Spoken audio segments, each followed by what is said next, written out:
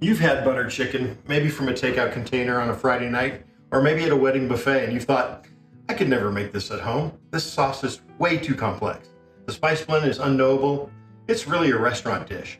But here's the thing. Butter chicken wasn't invented in a restaurant. It was invented in a kitchen in Delhi in the 1950s by someone who was trying to use up leftover tandoori chicken. One pan, a handful of spices, and a technique that once you understand it, changes how you cook entirely.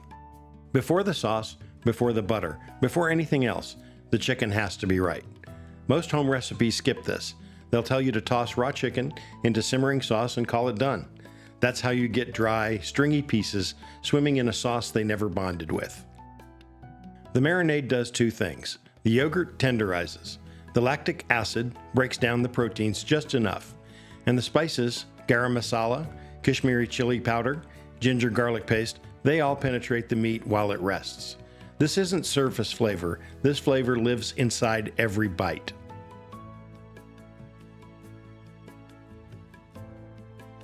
You want at least 30 minutes. An hour is better, overnight if you've planned ahead.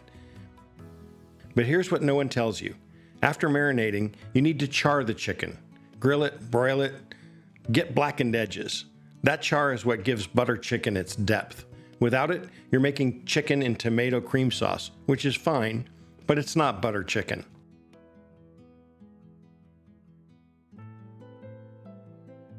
Now, the sauce.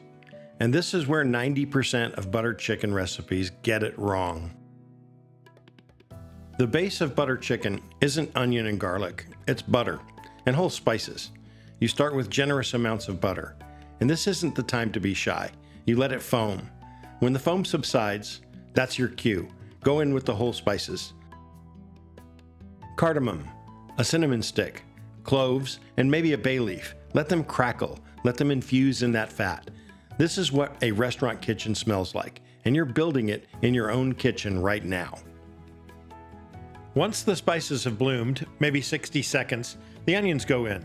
Cook them low and slow. You're not browning onions here, you're melting them, softening them until they're translucent and sweet. Then the green chilies,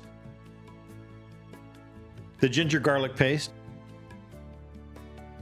and 30 more seconds, and then the tomatoes.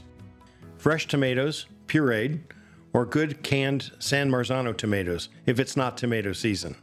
The acid from the tomatoes cuts through the butter. The sweetness balances the spices. Let this cook down until the oil begins to separate at the edges. This is your visual cue that the tomatoes have broken down and that the flavors have concentrated. If you don't see the oil separating, keep cooking. Patience here is the difference between a sauce that tastes like SpaghettiOs and a sauce that tastes like you've been doing this for years. Now this is where good butter chicken becomes unforgettable. Most recipes skip this entirely. They'll tell you to add cream and just call it done. But the cream alone can't give you the body, the velvety cling to the spoon richness that makes a restaurant butter chicken what it is. Ground cashews soaked in warm water for about 20 minutes and then blended into a smooth paste. A few tablespoons stirred into the sauce and then something changes. The sauce thickens, it rounds, it coats the back of the spoon and stays there. The cashews don't really add flavor of their own, they're kind of neutral, but they do transform the texture from a thin, watery gravy into a sauce that feels like it took all day. Now, kasuri methi, dried fenugreek leaves. It isn't optional here. It's the ingredient that tells your brain this is butter chicken instead of this is a good curry. You'll find it at any Indian grocery store or online in a small resealable bag that'll last you months. Here's the part people skip. Crush it between your palms before it goes in. That releases the oils. Don't just sprinkle it from the jar. You're leaving half the flavor locked inside the leaf. If you're realizing the butter chicken isn't some inaccessible restaurant mystery, that it's really technique and patience and a few ingredients you might already have, I'd love for you to hit the subscribe button. I'm building this channel for home cooks who want to master dishes that matter. Let's keep going. Now the chicken goes in. already charred from the grill or broiler, already carrying that deep, smoky edge. Let it simmer in the sauce for 10 to 15 minutes, not longer. You've already cooked it once, the simmer is just to marry the flavors. And the finish. Heavy cream, not half and half, not milk. Poured in slowly, stream it while you stir. Watch the color shift. That deep, brick red tomato base suddenly blooms into the unmistakable orange gold of butter chicken. Taste it, adjust it, maybe a little more salt, maybe a touch more kasuri methi. This is your sauce now.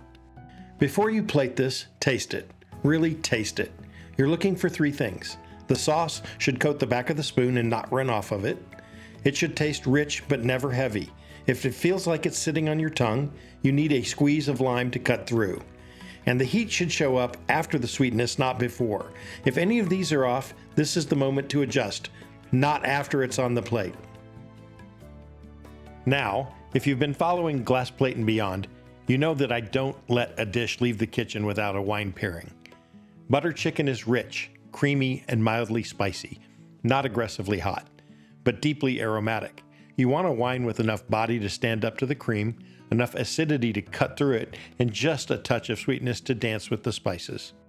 A chilled Gamay or a lighter Grenache works beautifully. Nothing too tannic, nothing over 14% alcohol. You want refreshment, not competition. But for white wine drinkers, an off-dry Riesling is the classic choice, and I'm one of those. I've linked the full recipe below, including the wine pairing notes and a printable guide, and I want to know, what's the one dish you've always wanted to make at home but assumed was too complicated? Drop it in the comments. That's how we chose butter chicken. Your comment could be the next video. Thanks for joining us today on Glass Plate and Beyond.